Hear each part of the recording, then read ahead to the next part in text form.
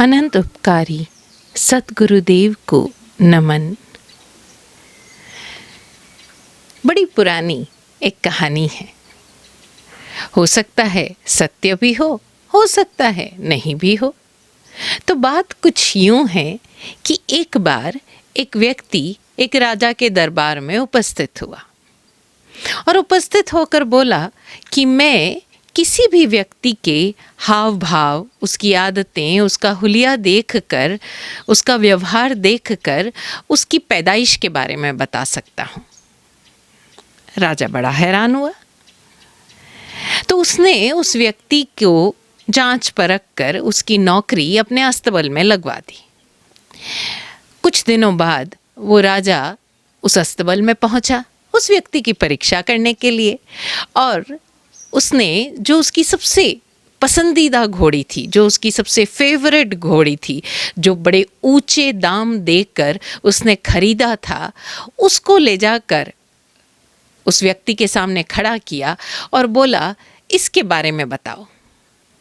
उस व्यक्ति ने कहा, हुजूर आप ज़रा माफ़ करें मुझे, लेकिन मैं कह सकता हूँ कि ये घोड़ी नस्ली नहीं है। राजा को काटो तो खून नहीं, क्योंकि उसने बड़े ऊंचे दाम देकर वो घोड़ी को खरीदा था। सबसे महंगी घोड़ी थी वो उसकी। उसने जाकर जो साइस था उसको बोला कि जिससे मैंने ये घोड़ी खरीदी उस सौदागर को बुला भेजो। उस सौदागर को बुलाया गया और राजा ने उसको बड़े क्रोधित होते हुए कहा, तुमने मेरे साथ दगा किया, तुमने मेरे साथ धोखा किया, मुझसे ऊंचे दाम वसूले और ये घोड़ी नस्ली नहीं है, मुझे ज़रा बताओ इसके बारे में। वो सौदागर ने राजा के सामने अपने जान की भीख मांगते हुए कहा, महाराज घोड़ी तो अच्छे नस्ल की है, मैंने कोई धोखा नहीं किया।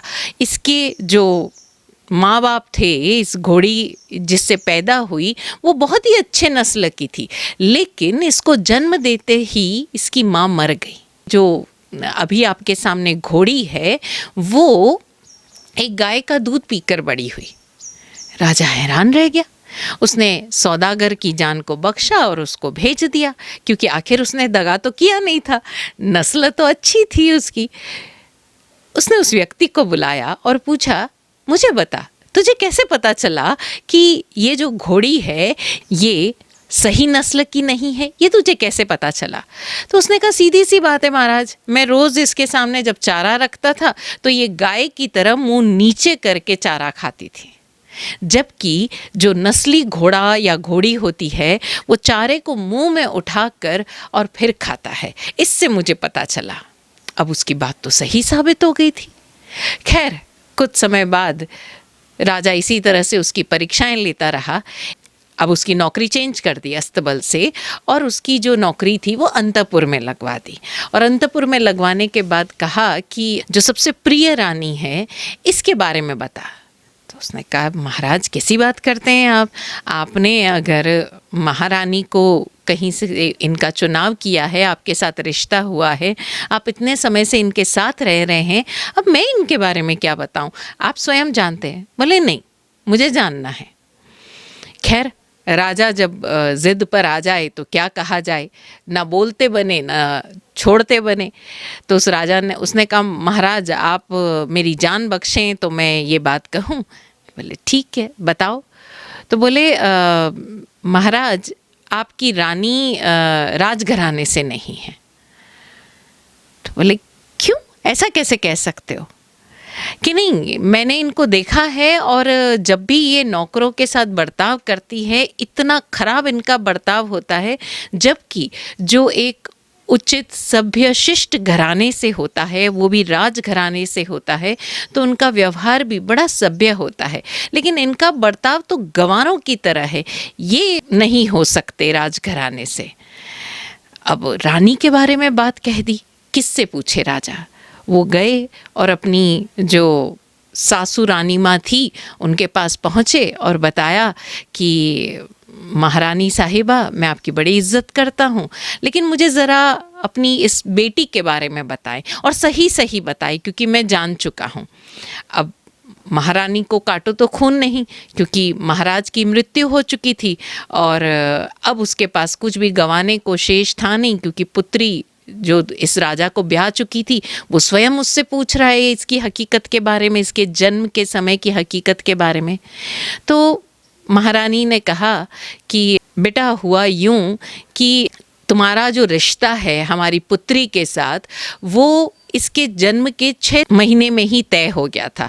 अब 2 राजघरानों के बीच का संबंध था, लेकिन क्या हुआ कि मेरी पुत्री की मृत्यु हो गई एक बीमारी के दौरान, 1.5 साल बाद ही, और इसकी भनक हमने किसी को नहीं लगने दी। चूँकि आप जैसे राजघराने से हमारा रिश्ता जुड़ना तय था, तो हम ये रिश्ता छोड़ना नहीं चाहते थे।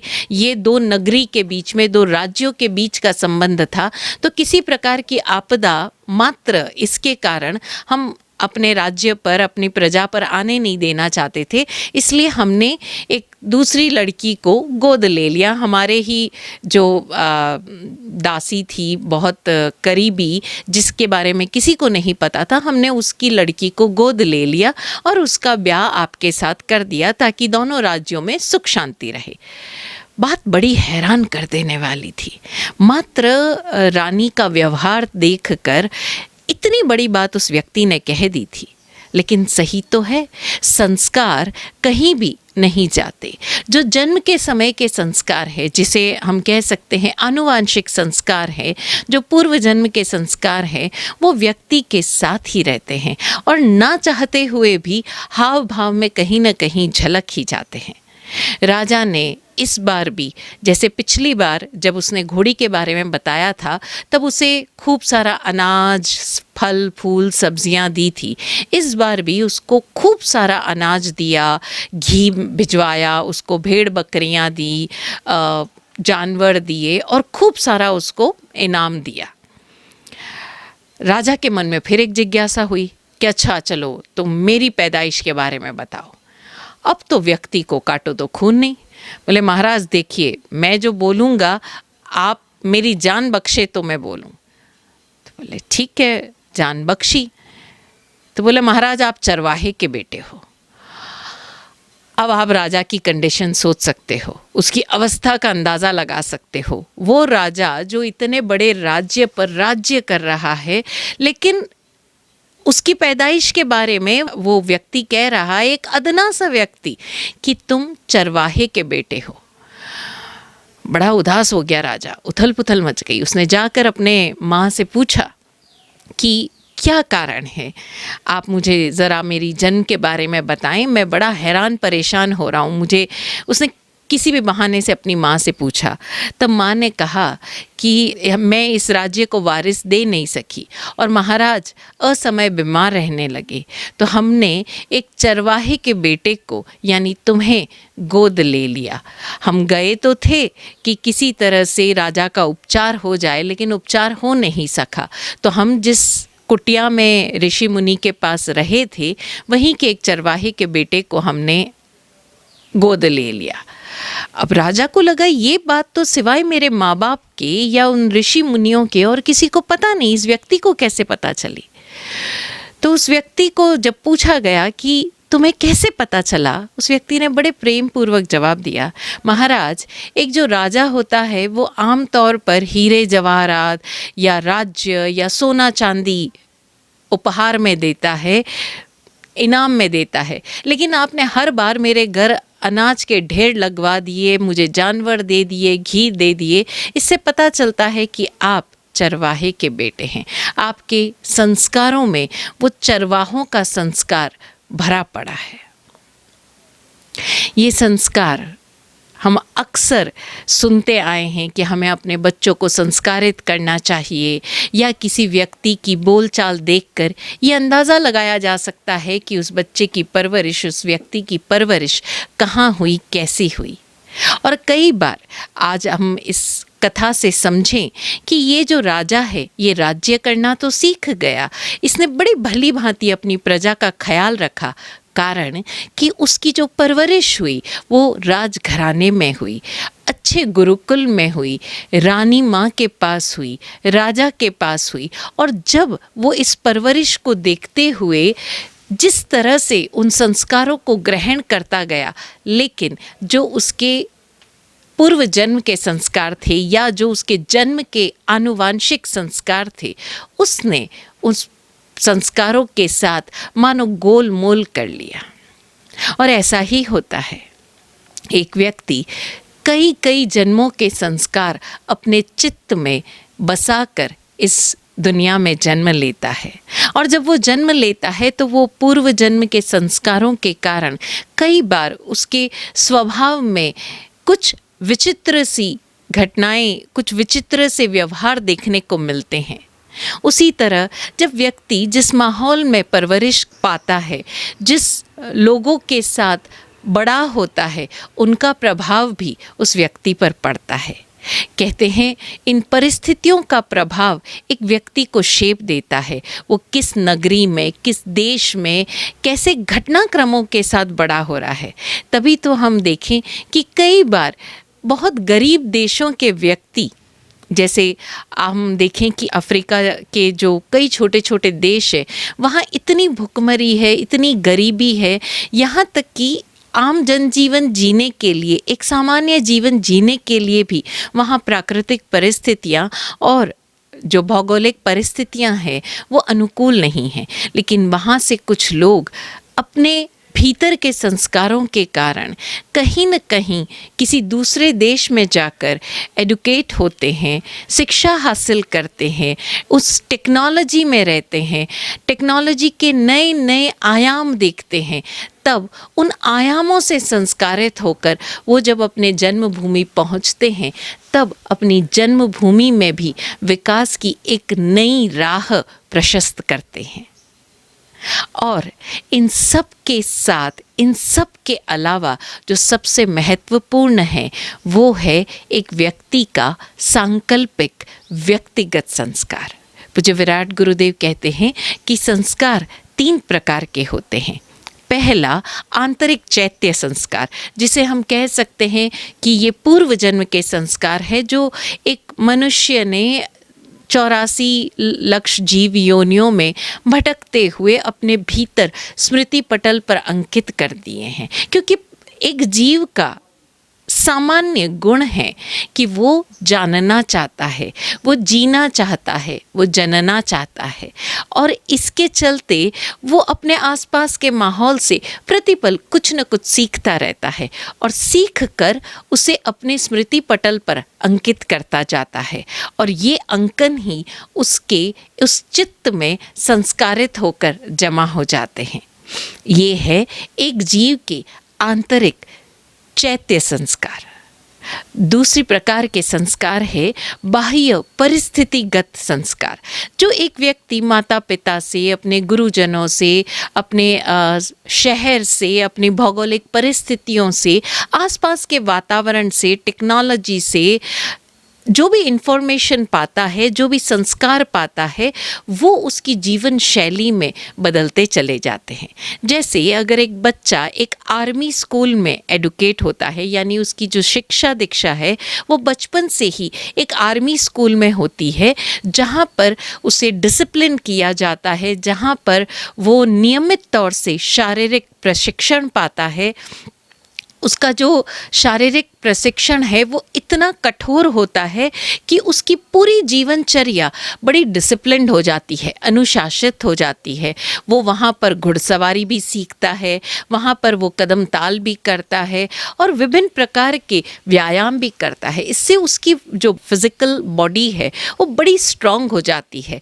प्लस उसका जो भोजन है वो भी एक संस्कारित तरीके से, क्योंकि उस अवस्था में उस शारीरिक व्यायाम के लिए शरीर को प्रशिक्षित करने के लिए एक विशेष प्रकार के भोजन की आवश्यकता होती है। तो उस स्कूल के जो रूटीन दिनचर्या है, उस दिनचर्या में एक विशेष प्रकार के भोजन, यानी कि हरी सब्जियां या जिस प्रकार का भी हम भोजन कहे जो उस शारीरिक प्रशिक्षण के लिए अनुकूल है, उस प्रशिक्षण में जब उस बच्चे का जन्म होता है तो उसकी फिजिकल बॉडी एक अलग तरह से संस्कारित हो जाती है। अब वो सामान्य जो तापमान के चेंजेस होते हैं उससे उसके शरीर में कोई विशेष प्रभाव नहीं पड़ता, उसकी इम्यूनिटी लेवल बहुत हाई हो जाता है। वहीं एक बच्चा अगर एक बहुत ही लग्जूरियस ऐसे रेजिडेंशियल स्कूल में पलता है जहाँ पर उसके रूम्स में भी एसी है, उसके क्लासरूम्स में भी एसी है, और वो प्रतिपल एक बहुत ही निश्चित रूप की देखरेख में पला बड़ा होता है, अब उसका इम्यूनिटी लेवल वो नहीं होगा जो एक आर्मी स्कूल में प्रशिक्षित बच्चे का है। उसी तरह से एक बच्चा जो भाषाएं सीख रहा है, सपोज़ वो कर्नाटक में रहकर पढ़ाई कर रहा है तो वहाँ पर वो कहीं न कहीं कन्नड़ सीख जाएगा। स्कूल में अगर अंग्रेज़ी और फ्रेंच है तो वो फ्रेंच, स्पेनिश, जो भी उसका करिकुलम है उसके अनुरूप वो भाषा सीख जाएगा। और ये जो भाषा है उसके साथ साथ वो वहाँ का कल्चर, यानी जिस तरह के त्यौहार मनाए जा रहे हैं, जिस तरह के स्टूडेंट्स उसके साथ हैं, उस कल्चर में वो पले बढ़ेगा। ये है बाह्य परिस्थितिगत संस्कार जो एक शिशु के, एक बच्चे के, एक युवा के मन को संस्कारित करते हैं, उसकी जीवन शैली, उसके व्यवहार को संस्कारित करते हैं। विराट गुरुदेव कहते हैं जो तीसरा सबसे इम्पॉर्टेंट प्रकार का, सबसे महत्वपूर्ण संस्कार है वो है सांकल्पिक व्यक्तिगत संस्कार। ये संस्कार व्यक्ति के भीतर स्वयं अपनी चेतना से, अपनी जागृत चेतना से संकल्पों के तहत प्रकट होते हैं। जैसे हम किसी भी महान व्यक्तित्व को देखें, चाहे भगवान बुद्ध को देखें, चाहे प्रभु महावीर को देखें, राजकुल में जन्मे, एक ऐशो ऐशो आराम, वैभवशाली, समृद्ध जीवन उन्होंने जिया, लेकिन कहीं न कहीं उन्हें अपने भीतर प्रवेश करना था और इसलिए उस धर्म में प्रवेश करने के लिए उन्होंने उस राजकुल को छोड़ा, कठिन तपस्याएं की। जो राजकुमार कभी सुसज्जित आभूषणों से युक्त रह रहा था वो दिगंबर अवस्था तक पहुंचा।